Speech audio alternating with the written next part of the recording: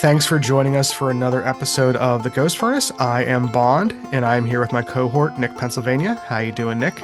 Good evening, Brendan. Doing real well. Excellent, man. That's what I like to hear. It's a really nice, kind of cozy Friday here in Ghost Furnace land. It is Valentine's Day, and I can honestly say there is literally nothing else I would rather be doing right now than talking spooky stuff with you and everyone else out there who's listening. Yeah, and it's kind of one of those days where people look back on the year and Mm-hmm. obviously your relationship with media and with Right. storytelling, of Right. Yeah, course. let's kind of redefine. You Yeah. celebrate Christmas in your way, but one of the things we were realizing in like the last few months is quite a number of episodes of topics that we've pulled independently there has, or rather have been covered before, and kind of in an iconic way. Mm-hmm. Now, obviously, we are of the same age, we've been friends since childhood, and fascinated by this stuff for as long as I can Mm-hmm. remember. From the time I could read, Yeah. I was digging into these sort of things. And if you were growing up when we were, predominantly the 1980s, the 1990s, there were a handful of mediums, Mm-hmm. magazines, books. I mean, we've talked about Alvin Schwartz and the Yes. Scary Stories books Mm-hmm. before as being kind of a seminal thing. Right. But there were two TV shows in particular, and one of them we wanted to talk about today just kind of to celebrate it. But also, if you were growing up in our time, that made me sound older than I intended it to be. I just mean, if you were living in that period of time, this was really kind of an iconic show. And of course, I'm talking about Unsolved Mysteries. And again, we realize quite a few recent episodes were also covered on that program. I know the last time we got together to chat, we had both watched segments of an Mm-hmm. Unsolved Mysteries episode to talk about. So here we are. We kind of just wanted to take some time with a Ghost Light and pay homage to his show.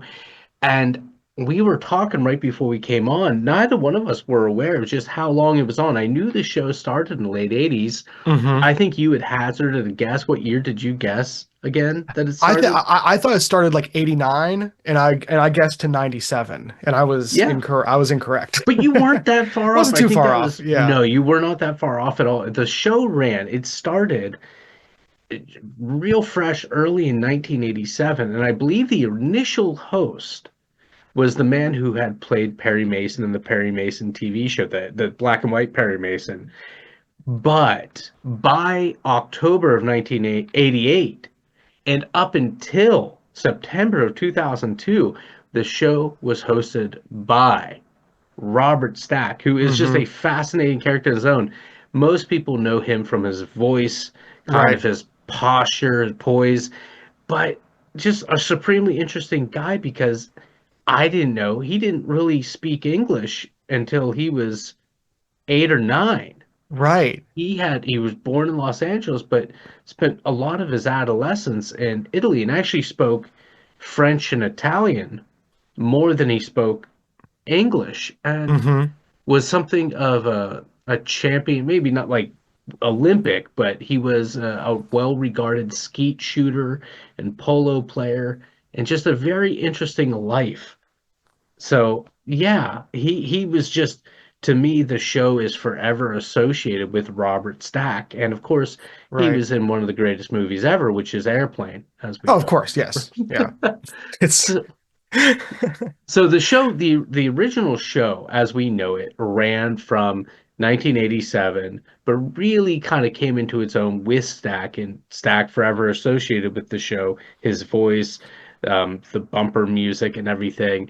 He was there from 1988 until 2002, and he passed away shortly after the original run of the show ended. But we were talking too a little bit before we started rolling here. They came back with the show, I think, a couple times. Yeah, there was a few kind of incarnations, I guess as you'd say, are almost reboots, like the mid 2000s. A few different series. I think Lifetime had it for a little while. They did, yeah. They did that, yeah. Then it went a few other places, kind of after Robert Stack. But there has been a Netflix reboot. I think there's 3 or 4 seasons that started in maybe 2020. I think, yeah, 2020. I was very skeptical of the new seasons because again, in 2020, everyone was just kind of pumping out as much reality TV as they could for obvious reasons. Um, but I think the new show does capture a lot of the vibes, topics, and kind of like the almost journalistic quality that the original series had as well. Yeah, because on the off chance that you are not familiar with this Hmm. show, it was a really interesting show. It did have a lot of those journalistic elements, and it really, I think, could have been a hit show if it were introduced today, except we don't really have hit shows anymore because Right. there's just way too many options. Hmm.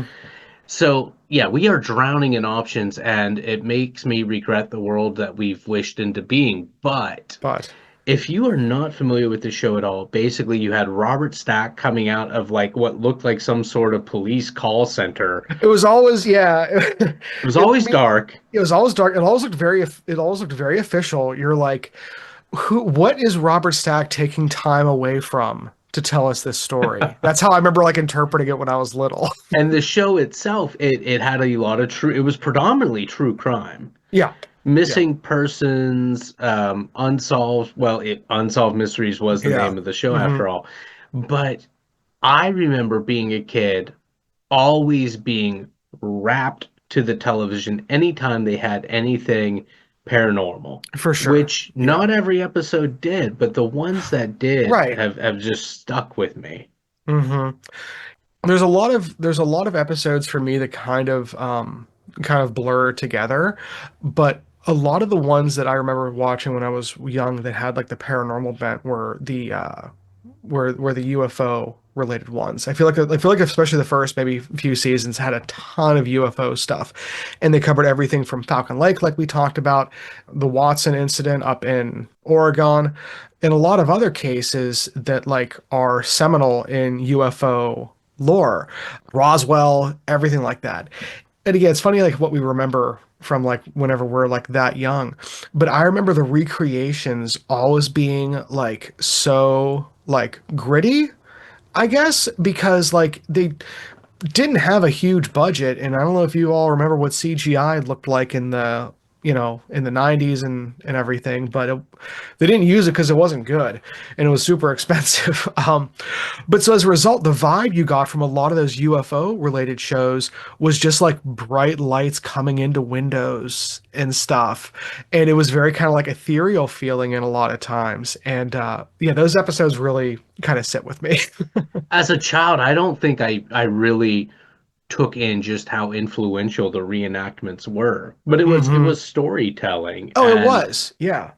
yeah, and again, I had grown up watching In Search of as well, which In Search Right. of we'll talk about another We'll time, probably do a but whole show on at some point too. Yeah. absolutely, but ran from 76 to like 1982, 1983, I think. Hmm.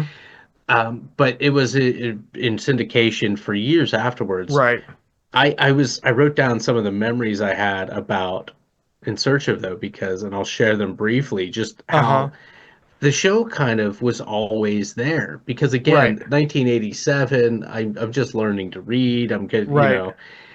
and I just always remember Unsolved Mysteries being around so much so that I'm sure I've shared this story before about one of my first jobs was our family friends owned a bar and I would wash dishes there on Hmm. Friday nights and I would walk home. I'd leave there, the kitchen closed at 10. I would usually leave around 11 and Which, yeah. I would get like 4 blocks from home and I would hear Robert Stack's voice in my head and I would think something was moving in Hmm. the sky. Invariably, I would bolt the Hmm. last few blocks home. Right. But Which I is, also remember being a real young kid, and this is one of the hmm. stupid, really annoying kid things that I did. Watching one of the reenactments, I mean, I'm talking, I was in first grade, right? Uh-huh. At most. and I saw one of the reenactments and some kid gets shot and I'm like, "Oh my God, I know that kid." And I got like upset. I'm like, "No, I Yeah, know who that is." And I wasn't crying or anything, but I was just yeah. very insistent. And everybody's like, "No, that's not X." It's not how that. Yeah, Because you know they're fine. You saw them last yeah. week. And I remember thinking, well, yes, that's true, but now like and of course I didn't put it in these words, but I'm so committed to knowing this kid now that I can't give this up. And Right. You're immediately boy, kids are connected. annoying. Right. We talk about like finding stuff that like connects with you.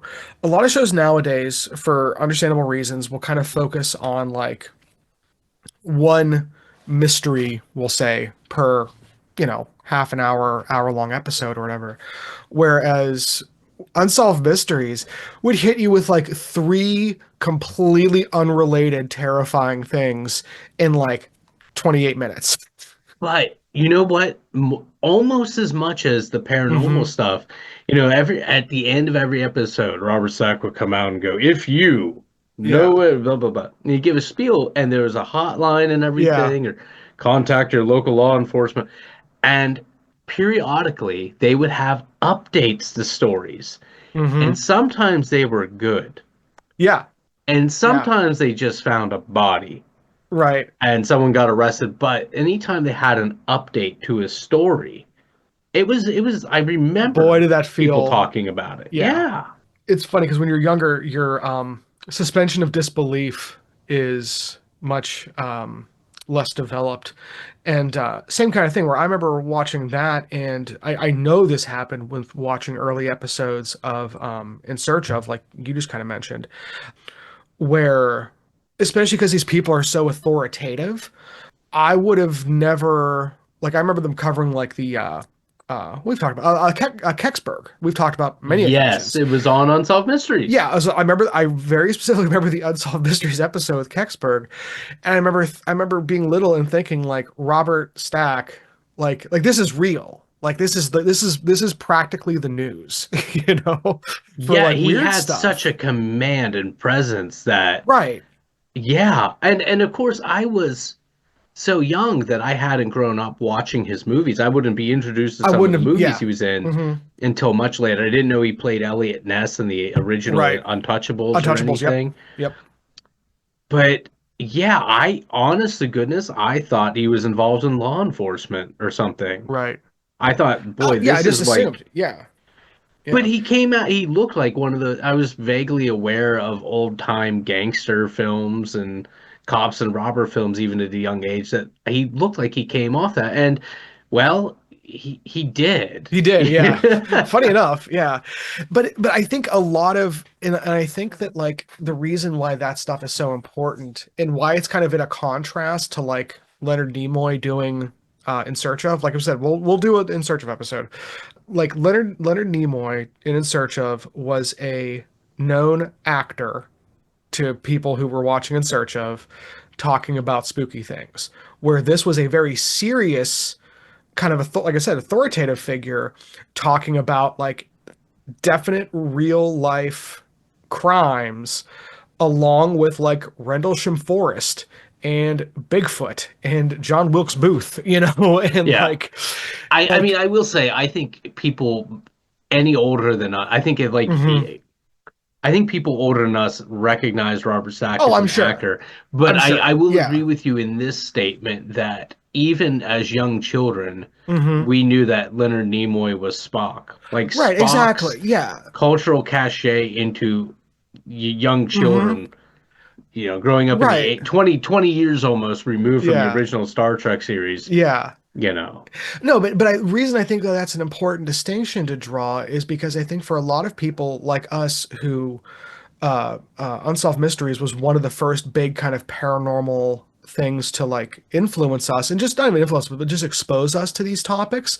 It exposed the topics of like, these UFO sightings along with real news, and there wasn't a shame or a distinction put on those things. It wasn't like here's a goofy Bigfoot sighting and then here's this poor woman who's dead, and like one is like less serious than the other. Um, That's a very good observation because even though In Search of took everything very seriously Hmm. and presented it as Oh, it such, did. Yeah. everything was a fringe thing. I mean, Yeah. I think the only exception I can think of offhand to that Hmm. statement would be the one about fire ants because again, if people listened regularly, like I lived my first years were in Louisiana Hmm. and Mississippi, and then we moved to Pennsylvania. Hmm. And so I knew about fire ants, Yeah. and I thought we'd outrun them. But then Leonard Nimoy would be like, it's predicted by the year 1992, Dude, fire ants will yeah. have seized the capital of Quebec. No, Thankfully that hasn't happened that yet. hasn't I don't happened know what's yet. Yeah, curtailed there's them. still there's still time. The ants Um, go marching. it's go marching. But dude, March of the Fire Ants is a great song. Mastodon. I'll have to find that. But no, but I think that like that's maybe why some people like us it influenced how we categorized some of the paranormal. It wasn't something that was immediately something that was like funny or a joke or other because it was being presented alongside things that were serious and very very real. So like I think that is a precedent that we could probably say Unsolved Mysteries set, I in would that agree with sense. you because, again, I feel like the impact, like I wasn't aware of how impactful the show was, Hmm.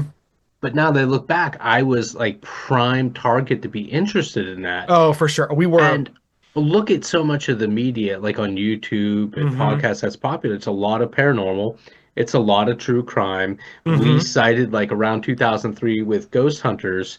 Right. That show like kicked off a renaissance Oh, for sure. in the paranormal Hmm. topic, specifically Right. ghosts and such.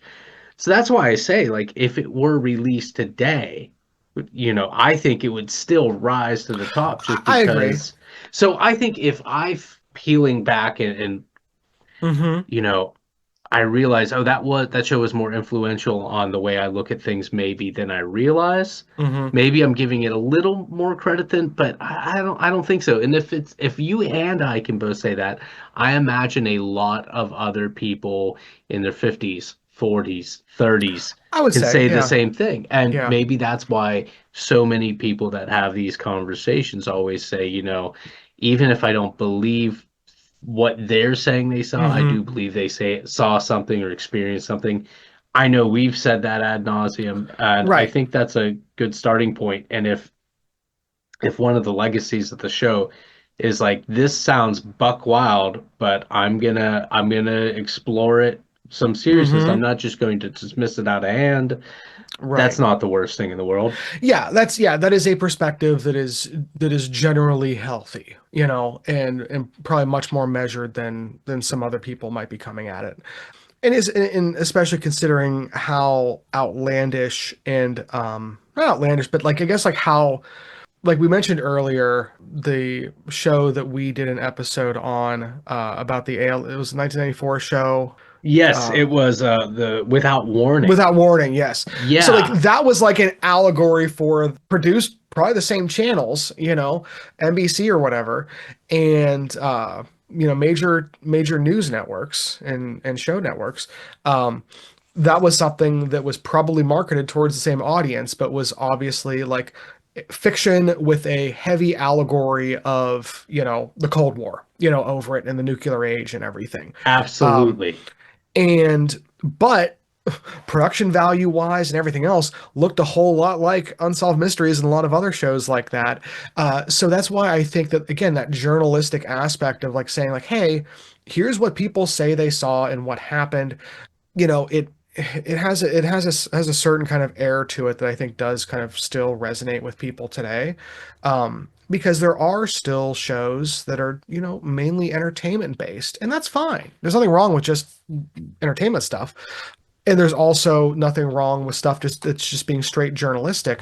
But I think being able to blend the two in a tactful manner to make it entertaining enough that people keep watching, but take a serious enough tone that it doesn't add legitimacy, but just exposes things in an objective as subjective as a way as they possibly can, you know. I think that's a worthwhile thing to have. And the fact that we have so many seasons of something like Unsolved Mysteries Right. that generally took that approach, you know, Right. Again, obviously from the initial run, we're talking yeah, 1987 to 2002, the initial run, and yeah, what people really think of when they think of Unsolved Mysteries. Although, like you said, the most recent reboot was pretty decent, and I know we over at our it house watched a is. few episodes, but Yeah. I mean, there's so much you could watch. There's so many Hmm. options that it's not like back in the day. And again, I'm not Right. saying I only had three channels, but we had like 14 channels we could get. I So that know. Yeah. really curtailed the, Yeah.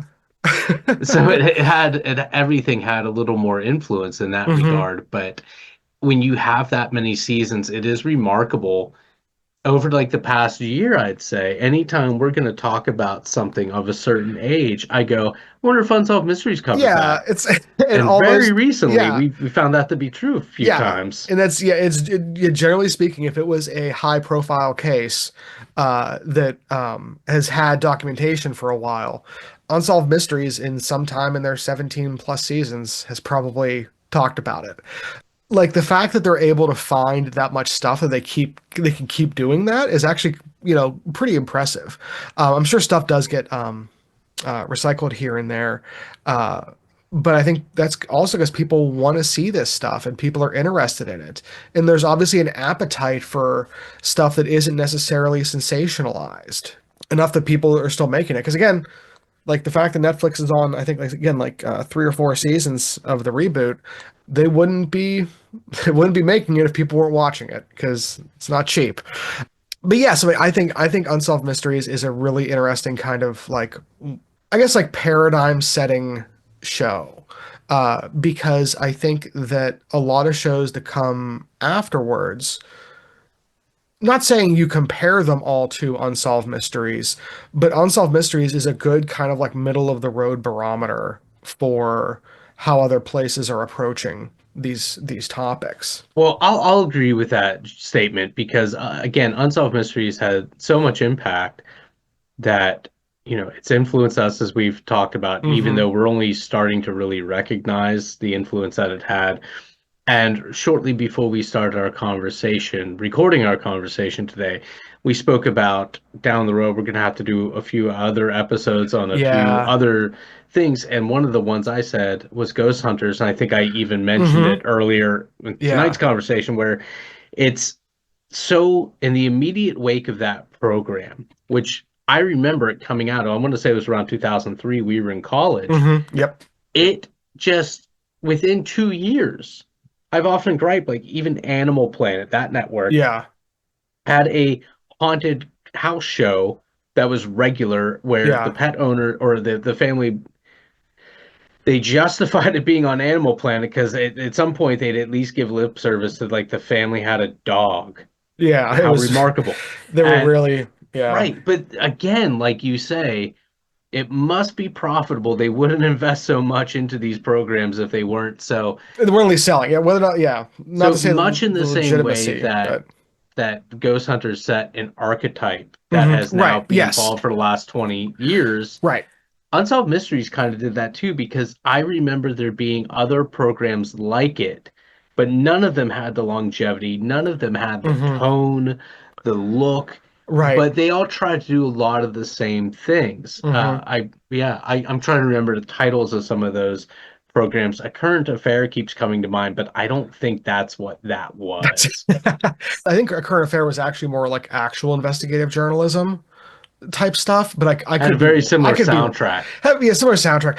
But at the same time, like I get some of this stuff mixed up with America's Most Wanted. I get it mixed up with 60 Minutes because like I think it was on the same channel at my grandparents' house.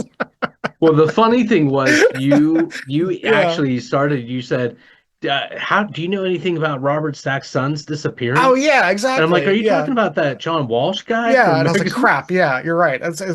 I am. That's you're right. I am. That's who I'm talking about. Not Tom Robert Stack." A Current Affair. Oh, the other thing that made me think it was paranormal, I just looked it up real Hmm. quick. It ran from 86 to 96. And if you look at the logo. It's like a pyramid. Oh, It well, was hosted by Maury Povich. huh? Well, anyway, Anywho, that's all we're gonna say yeah. about A Current Affair. But I remember distinctly it came on immediately before or after After, Unsolved yeah, Mysteries, yeah, and that's why I remember it. yeah, So tonight we celebrate Unsolved Mysteries. Again, it's only been in the past couple days I've been thinking like, oh, it was fairly influential. yeah, absolutely. And it's again, it's a fun show. It's It's a fun show about terrible things. it's a fun show in the sense that yeah, like saying fun isn't actually right. It's a show that has some themes that are very complex, are very varied, you know, they're all over the place. And the fact that they were able to expose so many people to so many ideas, good, bad, and ugly, I think is something that is at least worth, like you said, kind of celebrating. Let me put it this way. Let me take what you Mm-hmm. said and put it like this.